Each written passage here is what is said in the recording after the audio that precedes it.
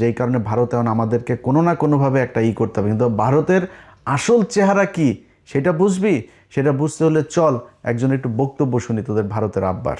ভারত আর হাত গুটিয়ে বসে থাকতে রাজি নয়। তারেক রহমানের দেশে ফেরা এবং প্রধানমন্ত্রী হওয়ার নেপথ্যে ভারতের একটি বড় পরিকল্পনা ছিল, আগেই বলেছি। কথা ছিল আওয়ামী লীগের বিরুদ্ধে কোনো প্রতিশোধমূলক রাজনীতি হবে না এবং উগ্র মৌলবাদী শক্তি বিশেষ করে জামাতের প্রভাব নিয়ন্ত্রণ করা হবে। কিন্তু প্রধানমন্ত্রী হওয়ার পর থেকেই তারেক রহমানের ভোল বদল শুরু হয়েছে। ভারতের দেয়া সেই প্রতিশ্রুতির কোনো প্রতিফলন এখন আর তার কাজে দেখা যাচ্ছে না। তিনি জামাতকে মন্ত্রিসভায় জায়গা দেওয়ার কথা ভাবছেন এবং আওয়ামী লীগের ওপর রাজনৈতিক নিষেধাজ্ঞা ও আইসিটি ট্রাইব্যুনালের খড়গ বহাল রেখেছেন। বরং চিঠি দিচ্ছেন আইসিটির রায়ের প্রেক্ষিতে শেখ হাসিনা এবং আসাদুজ্জামান খান কামালকে যাতে তাড়াতাড়ি বাংলাদেশে প্রত্যর্পণ করা হয়। দিল্লির কূটনীতিকদের মতে এটি ভারতের সাথে করা বড় ধরনের কথা খেলাপি বা বিশ্বাসঘাতকতা। আওয়ামী লীগের ওপর থেকে নিষেধাজ্ঞার খাড়া তোলার কথা আর উঠছেই না। তারেক রহমান সরকার আসলে যেভাবে দেশ চালাইতেছে এর দিকে আসলে দেশ চালানো সম্ভব কি? দর্শক, এমন পরিস্থিতি উঠতেছে তারেক রহমানকে হয়তো আর 1 মাস ক্ষমতায় রাখা যাবে। দর্শক, এমন মন্তব্য করেছেন সাংবাদিক ইলিয়াস হুসাইন। তিনি আলোচনা করেছেন কেন আসলে এই যে তেলের ক্রাইসিসটা হয়েছে, পাশাপাশি এই যে দৌলতিয়া ফেরিঘাটে যে ভয়ানক একটি দুর্ঘটনা ঘটলো, এমন দুর্ঘটনা বাংলাদেশে এই পূর্বে আর ঘটেনি। এই যে ঈদকে কেন্দ্র করে প্রায় 200-এর উপর মানুষ মারা গিয়েছে, লঞ্চ, ট্রেনে, বাসে, সব জায়গায়। দৌলতদিয়া ফেরিঘাটে তো মানে একটা শুধুমাত্র অসতর্কতা কারণে এই ঘটনাটি ঘটেছে। তো সার্বিক দেশের পরিস্থিতি নিয়ে জরুরি কথা বলেছেন সাংবাদিক ইলিয়াস হুসাইন। আলোচনা আসলে আরো অনেক কিছু জানতে পারবেন। আসসালামু আলাইকুম। আজকে মহান স্বাধীনতা দিবস, স্বাধীনতার 55 বছর। এই 55 বছরে কে কতটুকু স্বাধীন, কতটুকু স্বাধীনতা আপনি ভোগ করছেন, এটা আপনি নিজেরে প্রশ্ন করেন। প্রশ্ন করলে বোঝা যাবেন যে এই স্বাধীনতায় আপনাকে কতটা আপনার প্রতিদিনের জীবনযাত্রার যে মান সেখানে কতটা উন্নয়ন করতে পেরেছে, এটা নিজেরা জিজ্ঞেস করেন। এর উত্তর 2 ধরনের আসবে। এখানে আবার কিছু মানুষ তো উন্নত হয়েছে, যারা কিনা পাতলা পায়খানা পাশার মধ্যে হালকা একটু লিকুইড বের হইলেই মনে করেন এয়ার অ্যাম্বুলেন্স দাঁড়ানো থাকে, সিঙ্গাপুরে নিয়ে যায়। ওনার কাছে স্বাধীনতার ডেফিনেশন একরকম হবে। ক্যান্সার হওয়ার পরেও যে কিনা ক্যামো দেওয়া খুব জরুরি, সেই ক্যামোর সিরিয়াল পাওয়ার জন্য যে যার কিনা 3 মাস বসে থাকতে থাকতে মারা যায়, ক্যামো দিতে পারে না, তার কাছে ঢাকা মেডিকেলে যান, আপনি ক্যান্সার হাসপাতালে যান, আপনি সোহরাওয়ার্দীতে যান, মিটফোর্ডে যান, ওইখানে যায় পরিবেশ দেখলেই বুঝবেন যে স্বাধীনতা কাকে বলে। ওই মানুষের কাছে জিজ্ঞেস করেন, ও আপনার বলে দিবে যে স্বাধীনতা কাকে বলে, এই স্বাধীনতায় ওনার জন্য কত উপকার করেছে। আজকে বাংলাদেশের যেটুকু অর্জন শুধুমাত্র একটা জায়গায়, সেটা হচ্ছে প্রবাসীরা দেশের বাইরে থাকে, এরা কিছু ডলার পাঠায়। এই ছাড়া বাংলাদেশের কোনো অর্জন নাই, কোনো জায়গায় কোনো অর্জন নাই।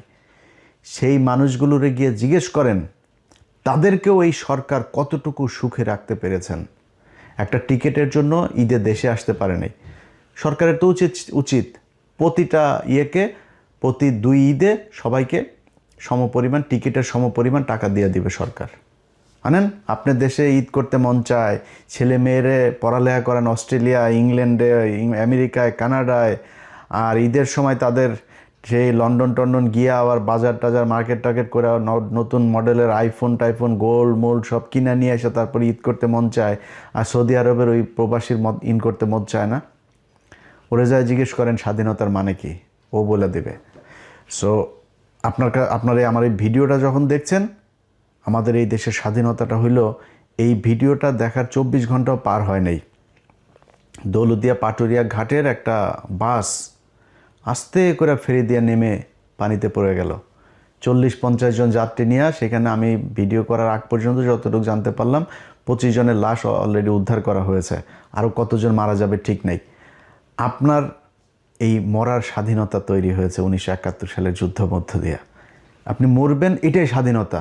আপনি প্রজা, আপনি ওদের গোলামি খাটবেন। ওদের একজন মারা যাবে, ওদের পরিবারের রাষ্ট্রীয় শোক হবে। আপনি 25 জন না, 25,000 মারা গেলেও রাষ্ট্রীয় শোক ঘোষণা করা হবে না। এটার নামই স্বাধীনতা। এই স্বাধীনতার জন্যে বাংলাদেশের মানুষ 1971 সালে যুদ্ধ করেনি, যুদ্ধ করেও নাই, এটাও বাস্তব কথা। এখন আপনি ওদেরকে বলবেন, ধরেন স্বাধীনতা এই যে এটা নিয়ে যে বিশাল আকারে সবচেয়ে বেশি করে আওয়ামী লীগকে জিজ্ঞেস করেন, তোর আব্বা বলেছিল তাজউদ্দিন নাকে তেল দিয়ে ঘুমাও, 27 তারিখ হরতাল। 1971 সালে 27 তারিখ হরতাল হওয়ার কথা ছিল।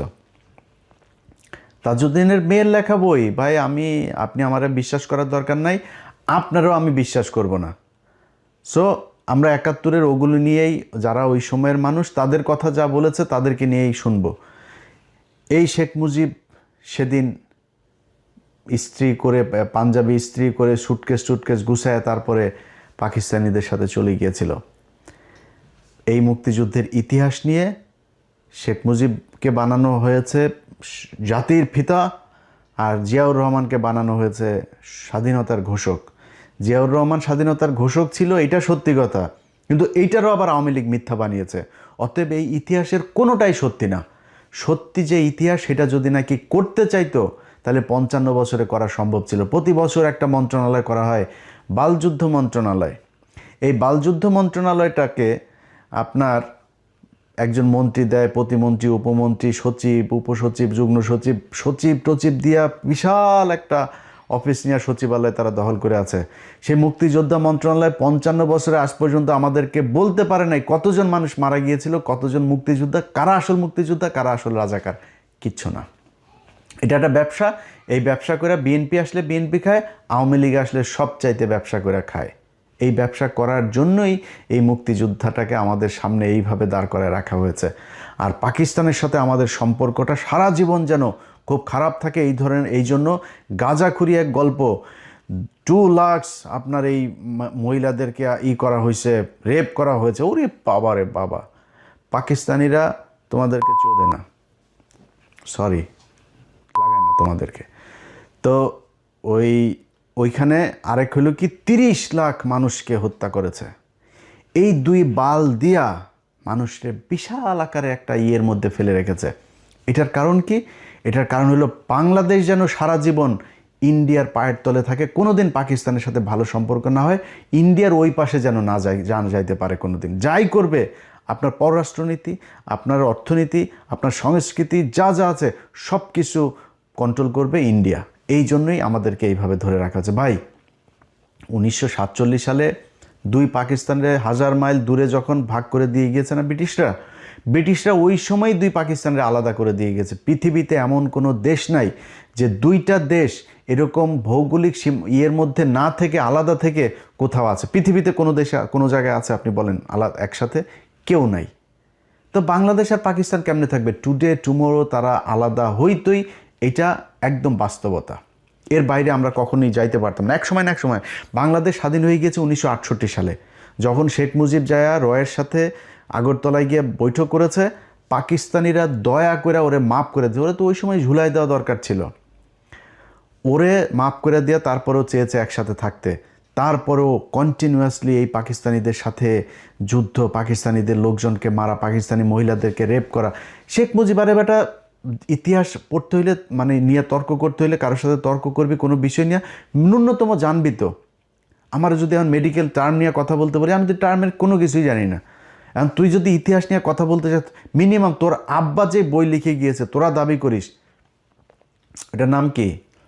অসমাপ্ত আত্মজীবনী। তোর বাপের অসমাপ্ত আত্মজীবনীর মধ্যে দেখবি এই আদমজি জুট মিলের যে মাঠ, এই কলোনির মাঠের এখানে একটা পুকুর আছে, সেই পুকুরের মধ্যে শেখ মুজিব বলছে কমপক্ষে 500 পাকিস্তানিদের লাশ এখানে হয়ে আছে, কমপক্ষে 500 এই পানির মধ্যে ভেসে আছে। এইভাবে পাকিস্তানিদের সাথে তিলে তিলে তিলে তিলে বাংলাদেশিদের করা হয়েছে। পাকিস্তানিরা আমাদের কিচ্ছু দেয় নাই, পাকিস্তানিরা আমাদেরকে সব জায়গায় শোষণ করে রেখেছে, পাকিস্তানিদের সাথে পাকিস্তানিরা আমাদেরকে দিয়ে কাজ করিয়ে সব নিয়ে গিয়েছে, এখানে কিচ্ছু করে নাই। বেটা, পাকিস্তান গিয়েছে আজকে 55 বছর।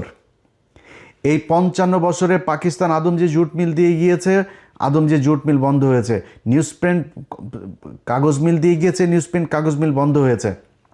এই যে বিশ্ববিদ্যালয়গুলো, ঢাকা বিশ্ববিদ্যালয়ের বেশিরভাগ ফ্যাকাল্টিগুলো, ডিপার্টমেন্টগুলো পাকিস্তান করে দিয়ে গিয়েছে, বেশিরভাগ বিভাগ।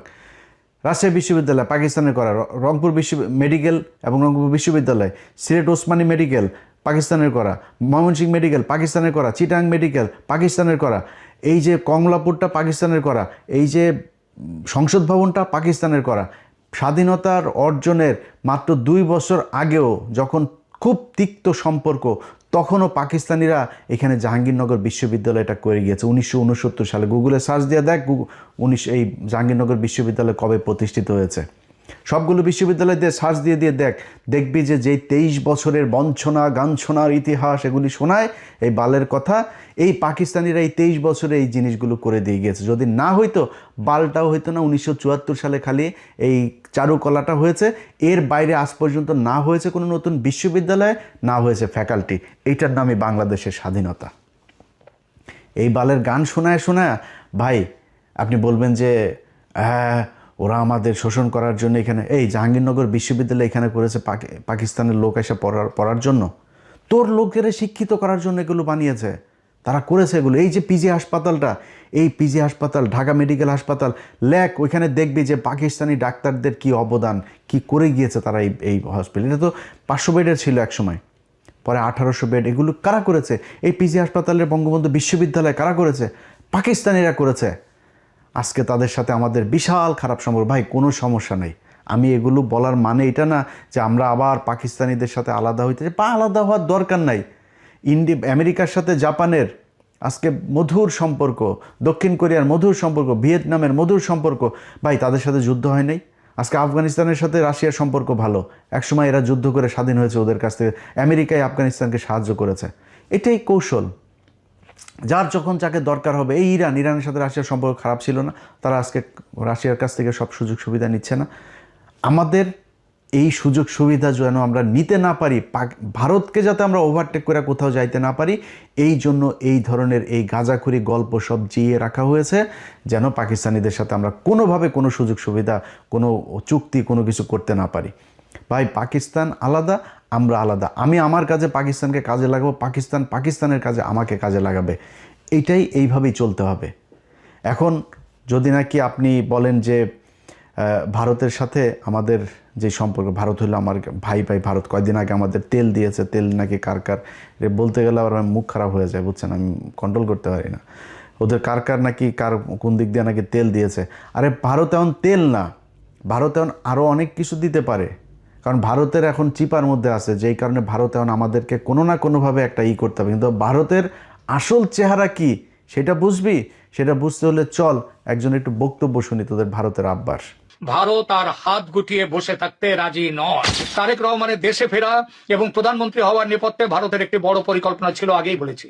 কথা ছিল আওয়ামী লীগের বিরুদ্ধে কোনো প্রতিশোধমূলক রাজনীতি হবে না এবং উগ্র মৌলবাদী শক্তি বিশেষ করে জামাতের প্রভাব নিয়ন্ত্রণ করা হবে। কিন্তু প্রধানমন্ত্রী হওয়ার পর থেকেই তারেক রহমানের ভোল বদল শুরু হয়েছে। ভারতের দেয়া সেই প্রতিশ্রুতির কোনো প্রতিফলন এখন আর তার কাজে দেখা যাচ্ছে না। তিনি জামাতকে মন্ত্রিসভায় জায়গা দেওয়ার কথা ভাবছেন এবং আওয়ামী লীগের ওপর রাজনৈতিক নিষেধাজ্ঞা ও আইসিটি ট্রাইব্যুনালের খড়গ বহাল রেখেছেন। বরং চিঠি দিচ্ছেন আইসিটির রায়ের প্রেক্ষিতে শেখ হাসিনা এবং আসাদুজ্জামান খান কামালকে যাতে তাড়াতাড়ি বাংলাদেশে প্রত্যর্পণ করা হয়। দিল্লির কূটনীতিকদের মতে এটি ভারতের সাথে করা বড় ধরনের কথা খেলাপি বা বিশ্বাসঘাতকতা। আওয়ামী লীগের ওপর থেকে নিষেধাজ্ঞার খাড়া তোলার কথা আর উঠছেই না। শেখ হাসিনাকে ফাঁসিতে ঝোলাবার জন্য উল্টে ভারতের কাছে ইউনূস জমানাচ্ছে কড়া চিঠি দিয়ে প্রত্যর্পণ দাবি করছে তারেক রহমান সরকার। এসব কিসের লক্ষণ? এই সব কিছুই কি সেই পুরনো বিশ্বাসঘাতকতার নতুন সংস্করণ নয়? এটা ঠিক, তারেক রহমান সরকারের বয়স সবে 1 মাস। এর মধ্যে চরম সিদ্ধান্ত নেয়নি ভারত, তবে ঘরপোড়া গরু সিঁদুরে মেঘ দেখে ভয় পায়। তারেক সরকারের কাজকর্মে সেই সিঁদুরে মেঘের লক্ষণ কিন্তু স্পষ্ট ফুটে উঠছে। আওয়ামী লীগ নেতাদের জেল মুক্তির কোনো খবর নেই। যারা মুক্ত হচ্ছেন বিচার বিভাগের নির্দেশে নতুন মামলা দিয়ে তাদের আবার ঢুকিয়ে দেওয়া হচ্ছে জেলে। এই যদি বিএনপির গণতন্ত্র রক্ষার আসল ছবি হয় তাহলে সন্দেহ জাগেই। আর ঠিক এই কারণেই হয়তো এবার ভারত আর কোনো বিশেষ দূতের অপেক্ষা না করে অজিত ডোভালের মাধ্যমে সরাসরি 1 মাসের ডেডলাইন দিয়ে দিয়েছে। ভারত তার সাথে কথাবার্তা বলে শুধু কয়েকটি শর্তে, কয়েকটি বিষয়ে কেবল একমত হয়েছিল, কথা নিয়েছিল তারেক রহমানের কাছ থেকে। তাদের মধ্যে 1, ভারতের উত্তর পূর্বাঞ্চলের বিচ্ছিন্নতাবাদীদের যেন বাংলাদেশের মাটি ব্যবহার করতে দেয়া না হয়। 2, দেশে ইনক্লুসিভ রাজনীতি যেন ফিরিয়ে আনা হয়, অর্থাৎ আওয়ামী লীগকে সরকারি নিষেধাজ্ঞা থেকে মুক্ত করা যেন হয় এবং একই সঙ্গে ক্রাইম ট্রাইব্যুনালের অন্যায্য অবৈধ বিচারকে আইন বিরুদ্ধ বলে ঘোষণা করে সেই বিচারকে বাতিল করা। এবং 3, সরকারে কোনোভাবেই চরমপন্থী বা মৌলবাদী শক্তির যেমন জামায়াতের সরাসরি অংশগ্রহণ থাকবে না। ভারতের এই 3 শর্তে সহমত হলে তারেক দেশে ফেরেন এবং ভারত সব রকমের সহযোগিতা দিয়ে তারেকের জয়ের পথ প্রশস্ত করে। কিন্তু প্রধানমন্ত্রী হওয়ার পর তারেক রহমান কি সেই 2004 সালের মতোই ভারতের বিশ্বাস ভাঙতে চলেছেন? ভবিষ্যতের পথ নিষ্কণ্টক রাখতে শেখ হাসিনার দেশে ফেরা বন্ধ করো, মৃত্যুদণ্ড বহাল রাখো, আওয়ামী লীগকে নিষিদ্ধ রেখে দাও, রাজনীতিতে যেন ফিরতে না পারে আওয়ামী লীগ, যাতে আমেরিকার দালালি করবার জন্য বাংলাদেশ অনন্তকাল তৈরি হতে পারে। দিল্লির রণমূর্তি এই কারণেই, এই জন্যই অজিত ডোভালের চরম বার্তা। কেননা পরিস্থিতি আবার সেই 2004-এর দিকে চলেছে। এই পরিস্থিতিতে ভারত আর হাত গুটিয়ে বসে থাকতে রাজি নয়। নির্ভরযোগ্য সূত্রের খবর অনুযায়ী সেখানে ডোভাল সাহেব কোনো কূটনৈতিক মারপ্যাচ নয়, বরং সরাসরি টাইম বাউন্ড হুঁশিয়ারি দিয়েছেন বাংলাদেশের ডিজিএফআই কে সামনে বসিয়ে। কি ছিল সেই হুঁশিয়ারিতে? 1, আগামী 1 মাসের মধ্যে আওয়ামী লীগের উপর থেকে সমস্ত রাজনৈতিক নিষেধাজ্ঞা তুলে নিতে হবে। 2, আইসিটি অধ্যাদেশ এবং তার অধীনে দেওয়া সমস্ত সাজা ও শেখ হাসিনার মৃত্যুদণ্ডের নির্দেশ বাতিল করতে হবে। 3, যদি এই 1 মাসের মধ্যে কোনো কার্যকর পদক্ষেপ না নেওয়া হয় তবে ভারত তার নিজের স্বার্থ, তার জাতীয় স্বার্থ রক্ষায় যে ব্যবস্থা উপযুক্ত মনে করবে সেই ব্যবস্থা নিতে বাধ্য হবে। এই হুঁশিয়ারি শুধু কথার কথা নয়, ভারতের নিরাপত্তা বিশ্লেষকরাও বলছেন জামাতের উত্থান মানেই ভারতের উত্তর পূর্বাঞ্চলের অস্থিরতা তৈরি করা। ভারত কোনোভাবেই তার প্রতিবেশী রাষ্ট্রে পাকিস্তান ঘেঁষা কোন মৌলবাদী শক্তি, যে শক্তি বাংলাদেশের স্বাধীনতার শত্রু, তাদেরকে সহ্য করবে না। ভারত স্পষ্ট বলেছে সংসদে বিএনপির একক সংখ্যাগরিষ্ঠতা আছে, তবুও জামায়াতকে মন্ত্রী করার কথা উঠছে কেন? পুরনো ভালোবাসার টান, আমেরিকার চাপ? বাংলাদেশ যেন মনে রাখে আমেরিকার সমস্ত হুমকি উড়িয়ে দিয়ে 71-এ ভারতের ফৌজ স্বাধীন করেছিল বাংলাদেশকে। আজ দরকার হলে ভারতের ফৌজ উপযুক্ত ব্যবস্থা নিতে এবারও পিছিয়ে আসবে না। এই হইল ভারতের বন্ধুত্ব। এটা শুরু আজকে থেকে না, সেই 1971 সালের 16ই ডিসেম্বর থেকে শুরু করে আজকে পর্যন্ত ভারত কখনো মানতেই পারে নাই যে বাংলাদেশ একটা স্বাধীন রাষ্ট্র।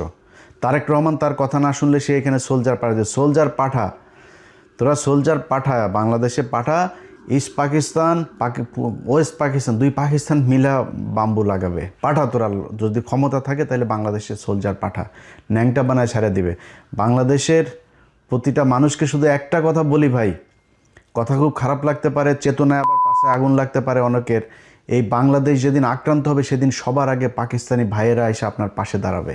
এটা গ্যারান্টি দিলাম, আমি জীবিত থাকি অথবা মৃত থাকি, একটা কথা বললাম, Pakistan will be the first country আপনারে সাপোর্ট করার জন্য।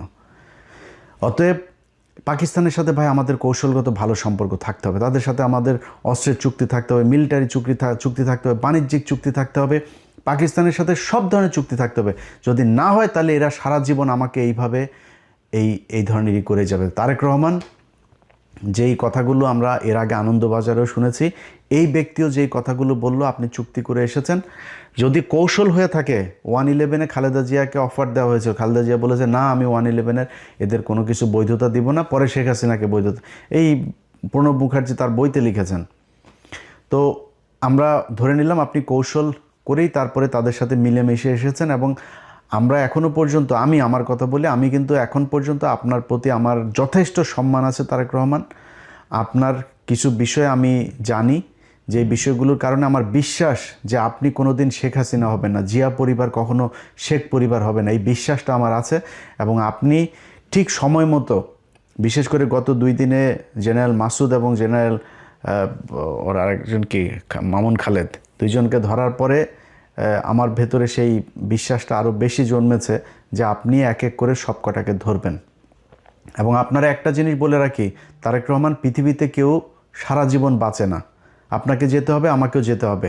যদি সারা জীবন মানুষের মনে থাকতে চান আপনার বাবার মতো, তাহলে শুধু একটা কথা বলবো যে কিচ্ছু করার দরকার নেই ভাই। আপনি দুর্নীতি করেন, টাকা পয়সা নিয়ে লন্ডনে পাঠান, আপনি আবারও এই আওয়ামী লীগের মতো করেই প্রচুর টাকা পয়সা নেন, কোনো সমস্যা নেই ভাই। খালি ইন্ডিয়ার বিরুদ্ধে আমাদের একটা জায়গায় দাঁড় করায় দিয়ে যাবেন, যেটা আমরা ইউনূসের কাছে চেয়েছিলাম, ইউনূস করে নাই, আপনার কাছে আমাদের প্রত্যাশা থাকবে এই কাজটা খালি করে দেন, আপনার যে কোনো বিপদে, এই দেশের যে কোনো বিপদে বাংলাদেশের 18 কোটি মানুষ এক হয়ে আপনার পাশে দাঁড়াবে। ভারতে আসতে দেন, দেখি ওরা আমাদেরকে কি করে নিয়ে যায়। খালি আমাদের কিচ্ছু লাগবে না ভাই, আমাদের খালি এই আপনার এই আকাশ নিরাপত্তা ব্যবস্থাটা আমাদের করেন, যাতে আমরা আমাদের ইন্টারসেপশনের এই কাজগুলো যাতে আমরা খুব ভালোভাবে করতে পারি। ওদের আকাশ দিয়ে যদি ওরা আমাদের কিছু করতে না পারে, ওরা মাটিতে নামে আমাদের কিছু করতে পারবে না। সারা জীবন যুদ্ধ করলেও ইন্ডিয়ানরা আমাদের সাথে যুদ্ধ করে পারবে না, এই সাহস ওদের নাই। আর সেই সাথে আমাদের যা লাগে, অস্ত্র লাগে, যা লাগে সেটা ভাই আপনাদের মানে এই আল্লাহকে সাক্ষী রেখে বললাম, যদি পাকিস্তান সবার আগে আপনার পাশে না দাঁড়ায় এসা, আমি যদি জীবিত থাকি সেদিন আমার জুতার গলা নিয়ে আপনাদের সামনে এসে হাজির হব। অতএব এরা যেই হুমকি ধমকি যা দিচ্ছে, আপনি এটাতে বিচলিত না হয়ে আপনার ওদের সাথে আপনাকে চোখে চোখ রেখে একটা পর্যায়ে গিয়ে কথা বলতে হবে। আপনার যতটুকু কৌশল অবলম্বন করা দরকার আপনি করেন, কোনো সমস্যা নাই। আপনাদের সামনে ভিডিওতে আজকে আমি কথা দিলাম যে বাংলাদেশ যদি ভারতের সাথে যুদ্ধ হয় এবং এই বর্তমান সরকার যদি বাংলাদেশের মানুষের পক্ষে থাকে, আমি যদি নাকি ওই দিন ফ্লাই করে বাংলাদেশে না যাই, তাহলে আমার সারা জীবন আপনি যা মনে চায়, ভীতু, কাপুরুষ, খারাপ, বজ্জাত, মানে বেঈমান, মুনাফেক, যা মনে চায় বললেন, সেদিন যদি আমি দেশে না যাই। কিন্তু ওই সরকারকে, আমার দেশের ওই সময়ের সরকারকে ইন্ডিয়ার বিরুদ্ধে যুদ্ধে অংশ নিতে হবে। অতএব আপনার যেই এই ভারত যে হুমকি আপনাকে দিয়েছে, এইটাতে আপনি তোয়াক্কা না করে আপনি বাংলাদেশের মানুষের যে চাওয়া পাওয়া, বাংলাদেশের মানুষ, প্রতিটা মানুষ এক একজন সোলজার, যদি প্রয়োজন হয় আমাদেরকে প্রশিক্ষণ দেন, যা প্রয়োজন, যত টাকার আমরা না খেয়ে বাংলাদেশের মানুষ ঘরের থালা বাটি বিক্রি করে আপনাকে টাকা দিবে, কত টাকা, কত ডলার লাগবে, কি অস্ত্র কিনতে হবে, আপনি সেগুলো কিনে এই দেশের মানুষের নিরাপত্তার ব্যবস্থা করেন। বিশেষ করে এই আপনার ইন্টারসেপ্টরের যে এইটাকে আপনাদের করতে হবে, কারণ তাদের যেহেতু যুদ্ধ বিমান, তাদের মিসাইল আছে, তাদের ড্রোন আছে, সো এই জিনিসগুলোর জন্য কি করা দরকার সেটা যার সাথে চুক্তি করতে হয়, পাকিস্তানের সাথে করতে হোক, চীনের সাথে করতে হোক, তুরস্কের সাথে করতে হোক, আমেরিকার সাথে করতে হোক, রাশিয়ার সাথে করতে হোক, যার সাথে মনে চায় করেন, করে আমাদের এই নিরাপত্তার ব্যবস্থা করেন। মাটিতে নেমে যখন ওরা যুদ্ধে নামতে আসবে, ওইটার সাথে বাংলাদেশের মানুষ ফাইট করবে, সেটার জন্য আমাদের প্রশিক্ষণ দেন, যা প্রয়োজন সেটা করেন। এই দেশের মানুষ জীবন দেওয়ার জন্য প্রস্তুত। আমরা অন্তত গত 15 বছরে এরকম একটা প্রজন্ম তৈরি করেছে, যে প্রজন্মটা এই দেশে ভারতের বিরুদ্ধে যুদ্ধ করে শহীদ হওয়ার জন্য মুখিয়ে আছে। কে বিএনপি করে, কে জামাত করে, কে কোন দল করে, চরমনাই করে না কি করে, ইন্ডিয়ার প্রশ্নে সবাই এক। অতএব আপনি সেটা করেন। আমাদের কিছু কিছু মানুষজন আছে যারা এখনও পর্যন্ত পাকিস্তানের সাথে আমাদেরকে একটা দ্বন্দ্ব বাধায় রাখার জন্য একটাই করে, ভাই 26শে মার্চ আমরা স্বাধীনতা দিবস, ওকে 16ই ডিসেম্বর ইন্ডিয়া তাদের কাছ থেকে লিখে নিয়ে গিয়েছে, আমাদের কারো আসতে দেন, ওকে, তারপরে ভাই আলাদা হয়ে গিয়েছে, দ্যাটস এনাফ, এটা ওভার, এখন আমরা দিনগুলো পালন করব, ঠিক আছে, গুতাগুতির দরকার নাই। তো পাকিস্তানের গুতায় কি পাকিস্তানের কাছ থেকে আপনি টাকা নিতে পারবেন? পাকিস্তান আপনার এখানে না আসলে পাকিস্তানের কী হবে? পাকিস্তানের ল্যান্ডের অভাব আছে? আমার মেয়ে 1,44,000 বর্গ কিলোমিটার, ওর 6,80,000 না কত হাজার বর্গ, আমার চাইতে এরকম 5টা রাষ্ট্রের মতো ওর একটা দেশ, মানুষ আমাদের চেয়েও কম, তো ওদের আমাদের জায়গা দরকার আছে নাকি? আমার এখানে আছে কি? আছে কিছু বাংলাদেশে। এখন ওরা আমাদেরকে এই কিছু মানুষজন আছে যেগুলো এই দ্বন্দ্ব বাধায় রাখার জন্য ইচ্ছাকৃতভাবে, দেখেন সবশেষ খেলাটার কথা বলে আপনাদের শেষ করি। সবশেষ খেলার ক্রিকেট খেলাটায় বাংলাদেশ 3টা ম্যাচ খেললো। 3টা ম্যাচের মধ্যে প্রথম ম্যাচে আপনার মেহেদী হাসান মিরাজ, সালমান আগা তাকে আউট করলো। দেখেন এই পাকিস্তান মাত্র কয়দিন আগে ভারতের সাথে যখন বাংলাদেশ খেলতে যাবে না ভারতে, একমাত্র পাকিস্তান এসে আমাদের পাশে দাঁড়াইলো, আর কেউ দাঁড়ায় নাই। অনেকে বলে হ্যাঁ পাকিস্তান তো পরে খেললোই, পাকিস্তান বলে লাভ হইলো কি, শুধুই ফাঁকা আওয়াজ দিল। আরে বেটা, ফাঁকা আওয়াজ তোর কোনো বাপ দিয়েছে? পাকিস্তান দিয়েছে। ওইটা দেওয়াতে লাভ হয়েছে না লোকসান হয়েছে সেটা বিসিবির এই যায় জিজ্ঞেস কর, তারপরে জানতে পারবি। পাকিস্তান তো দাঁড়াইছে ভাই, আমার পক্ষে কথা তো বলছে তারা। এর পরপর তারা সিরিজ খেলতে আসলো আমাদের এখানে, তো তারা তো বন্ধুর মন নিয়ে আসছে ভাই। বাংলাদেশের একটা মানুষ যদি ওইখানে পাকিস্তানে যায় না, দেখেন পাকিস্তানের মানুষ ওরে মনে হয় হারানো ভাই খুঁজে পাইছে। খাবারের বিল নেয় না, গাড়ির ভাড়া নেয় না, জোর করে বাড়িতে ঢুকায় নিয়ে যায়, নাস্তা খাওয়ায়, থাকতে জায়গা দেয়, এরকম অবস্থা। সেই দেশের একটা মানুষ, সে ব্যাটসম্যান যখন সালমান আগাও ব্যাটটা নিয়ে ও দৌড় দিয়েছিল বল আনার জন্য, বাট পরে রান নেয় নাই। সে ক্রিজের ঠিক পাশে, এরকম না যে সে ক্রিজের মাঝখান থেকে বলটা ধরেছে, ক্রিজের পাশে ব্যাটটা ফেললেই সে ক্রিজের ভেতরে, সে ব্যাট না ফেলা সে ওই বলটারে আটকাইছে, বল আটকায় বলটা উঠায় সে মিরাজের হাতে দিতে গিয়েছে। ও মা, সে বলটা করলো কি, স্টাম্পে মাইরা মিরাজ এসে তাড়াতাড়ি করে চোরের মতো, একটা চোরের বাচ্চা, ফকিন্নির বাচ্চা এসে বলটা ভেঙে দিল। এরপরে আবার লাস্টের ম্যাচে আপনার করলো, এই যে ওর নাম কি, নাহিদ রানা, ওর মুখের অঙ্গভঙ্গি দেখে আমার মনে হয়েছে যে ও একটা গালি দিয়েছে, একটা বাজে গালি দিয়েছে। আমি ওর মুখের যে মুভমেন্টটা দেখেছি ওটাতে আমার মনে হচ্ছে একটা বাজে গালিটা দিলাম না এখানে, তো এই গালিটা সে দিয়েছে বিশাল, আরে বাবা বিরাট আকারে উত্তেজনা, মনে হয় ভারত পাকিস্তান খেলা হচ্ছে। আরে বেটা, তোর তো বোঝা উচিত, এই যে এখন গেছিস পিএসএল খেলতে, তোর বাপরাই তো নিল, তোর বাপের দেশেই তো গেলি পিএসএল এ, তোর বাপেরা তোদের দেশ থেকে, বাংলাদেশ থেকে 6টা প্লেয়ার নিয়েছে। আর আইপিএলে নিয়ে যাইতো সাকিব আল হাসান, পৃথিবীর শ্রেষ্ঠ একজন অলরাউন্ডার, সবচাইতে ধারাবাহিক একজন প্লেয়ার, ফর্মে থাকা প্লেয়ার, তারে নিয়ে সাইড লাইনের বাইরে দাঁড় করে রাখতো, পানি নেওয়াইতো তারে দিয়া। অপমান খালি নিত কেন, ওই বাংলাদেশের দর্শকগুলোর নেওয়ার স্পন্সর আছে না, ওদের তো প্রোডাক্ট বিক্রি করতে হবে, বাংলাদেশের মানুষ দর্শক তো থাকবে না একজন না থাকলে, নিয়ে বসায় রাখতো। এটা করতো ইন্ডিয়া। আরে ভাই, ইন্ডিয়া আজকে সেই শুরু থেকে এখন পর্যন্ত সারা জীবন এই যে টেস্ট স্ট্যাটাস, সবার পরে তারা আমাদেরকে দিয়েছে, এই যে টেস্ট স্ট্যাটাস খেলা মানে না বাংলাদেশের থাকা উচিত না। এই যে এই সেবাগ, বীরেন্দ্র সেবাগ, এই শালা বলছিল যে বাংলাদেশের টেস্ট স্ট্যাটাস থাকার উচিত না। এরা ইন্ডিয়া খালি খেলা না, বাংলাদেশের প্রতিটা জায়গায় প্রতিটা সেক্টরে তারা সারা জীবন, এই যে কয়দিন আগে আপনার এই যে বাংলাদেশ থেকে আপনি দেখছেন না যে বাংলাদেশের মানুষজনরা এখন আর আসতে দিবে না, কারণ বাংলাদেশের মানুষ এখানে ওই আপনার এখানকার সরকারি যে সুবিধাগুলো আছে এই সুবিধাগুলো বেশি উপভোগে। যেমন ধরেন কারো মা অসুস্থ, বাবা অসুস্থ, তার ট্রিটমেন্টের জন্য এখানে আপনি ঘরে রাখলেও আপনারে কিছু টাকা দেয়, আপনার অনেক এরকম বাচ্চাদের জন্য চাইল্ড সাপোর্ট দেয়, অনেক ধরনের এই প্রণোদনা আছে, এগুলো দেয়। তো এগুলো এই ইন্ডিয়ানরা, তারা ইন্ডিয়ানদের কারো দেন, ওরা কিন্তু আমাদের চেয়ে বেশি খায়, অথচ ইন্ডিয়ানগুলো দেয় নাই, বাংলাদেশেরগুলো সবগুলো দিয়েছে যে বাংলাদেশ নাকি 54% নাকি এশিয়ার নাকি আমরা নাকি খাই, তারপরে এটা দিয়ে এখন বাংলাদেশিদের ভিসা দেওয়া বন্ধ।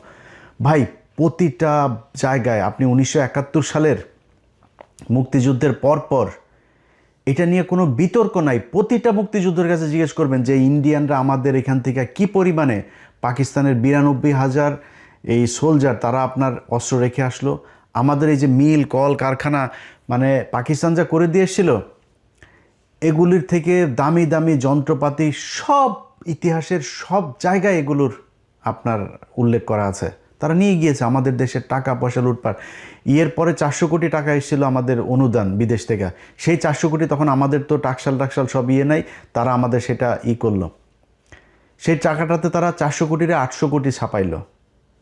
800 কোটি ছাপায় কি করলো, তারা তাদের ওই টাকাগুলো দিয়ে আমাদের দেশে চাল ডাল সব কিনে নিয়ে গেল। পর্যাপ্ত ছিল আপনার বিভিন্ন দেশ থেকে আসা আপনার সাহায্য সহযোগিতা ছিল, এগুলো সব নিয়ে যায় তারা আমাদের দেশে ইনফ্লেশন করে দিল, মানুষ না খেয়ে 74-এ মারা গেল। আর ভাই, মানুষ মারা গেলে মারা যাবে 72-এ, 73-এ, 74-এ গিয়ে মরল কেন? এই ভারতীয়দের কারণে।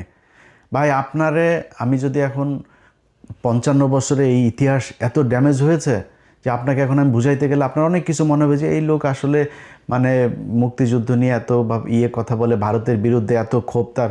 ভাই, আমার কথা বিশ্বাস করার দরকার নেই আপনার, আল্লাহর ওয়াস্তে।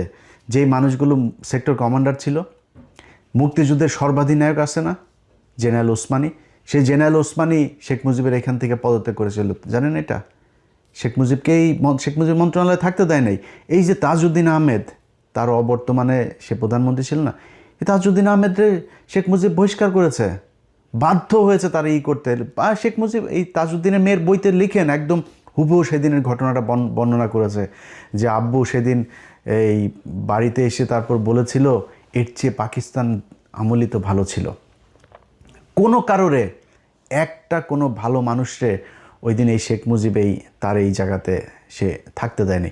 সো এখন আপনি তাদের কাছ থেকে ইতিহাস শেখেন, দেখবেন ইতিহাসের সব কিছু জানেন। আমার কাছ থেকে কারোর কথা বিশ্বাস করবেন না, আপনার নেতারাও বিশ্বাস করবেন না, আমারও করবেন না কারোর কথা। আবার এখন যে গজিয়ে ওঠা যেসব মুক্তিযোদ্ধা আছে এগুলোরও বিশ্বাস করবেন না, এগুলো সব ভুয়া মুক্তিযোদ্ধা। মুক্তিযোদ্ধার ওই সার্টিফিকেট নিয়ে সব এখন আসল মুক্তিযোদ্ধা কেউ সামনে আসে না। এরা এই তেলও মারে না, এরা এই ধান্দা এই ইয়ে খাইতেও আসে না, অনেকে আছে এই ভাতাও নেয় না। এরকম বহু মুক্তি আমার নিজের পরিবারে আছে। আমার আপন খালু, আমার খালার ছোট খালার হাজবেন্ড, আপন খালু মুক্তিযোদ্ধা। এ এই এইসব ইতিহাস এগুলো তার কাছ থেকে বহুত শুনছি ভাই। আপনার সেক্টর কমান্ডার আছে না, সেক্টর কমান্ডার সবচাইতে বড় সেক্টর ৯ নম্বর সেক্টর খুলনা অঞ্চলের, এই ৯ নম্বর সেক্টরের সেক্টর কমান্ডার আপনার মেজর জলিল। জানেন মেজর জলিল কোথায় মারা গেছিল? এটা জানেন কেউ? মেজর জলিল এই করাচিতে গিয়ে মারা গেছিল। দেখেন ওনার দেখেন, ওনার গুগলে যান, ওনার দেন, করাচিতে গিয়ে মারা গেছিল। এই বাংলাদেশের প্রতি ঘৃণা, ইন্ডিয়ার প্রতি ঘৃণায় সেই দেশটায় থাকতে পারে নাই, সেই জীবনটা সেইখানে মারা গিয়েছে। একজন সেক্টর কমান্ডার। আপনার কাছ থেকে আমি ইতিহাস শিখবো ভাই।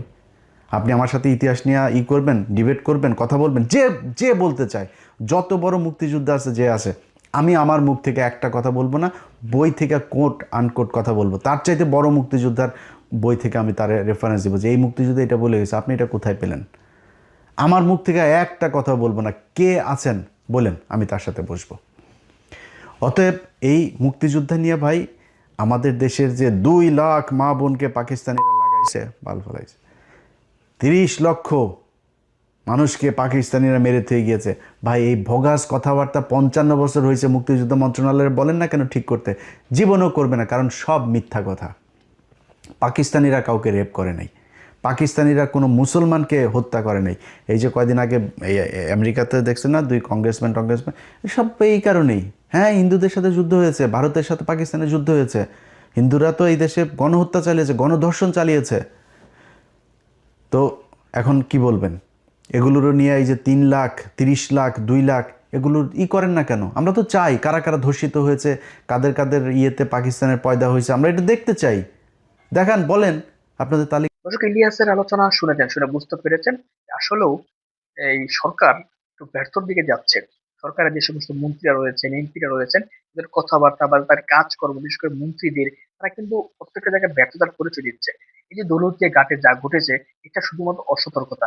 আজকে যদি রাষ্ট্রের আইন, রাষ্ট্রের নিয়ম কানুন খুব কঠোর হতো, তাহলে হয়তোবা ড্রাইভারকে বাদ দিয়ে হেল্পার এই বাস চালাইতো না, এই বাস কখনোই চালাইতো না। কিন্তু তাদের ভিতরে সাহস আছে, যে দেশের ভিতরে এরকম আইন কানুন, নিয়ম কানুন নাই, এই জন্য তারা ড্রাইভারকে বাদ দিয়ে হেল্পার বাস চালাইতে বাধ্য হয়েছে বা সুযোগ পেয়েছে বা সাহস পেয়েছে। পাশাপাশি ইলিয়াস আলোচনা করেছেন এই স্বাধীনতা দিবস এবং বাংলাদেশের মুক্তিযুদ্ধ নিয়ে। তার কথাগুলো অত্যন্ত গুরুত্বপূর্ণ। তো কথাগুলো শুনেছে, কথাগুলো শুনে আপনার ব্যক্তিগত মতামত কি? অবশ্যই সেটা কমেন্ট বক্সে কমেন্ট করবেন।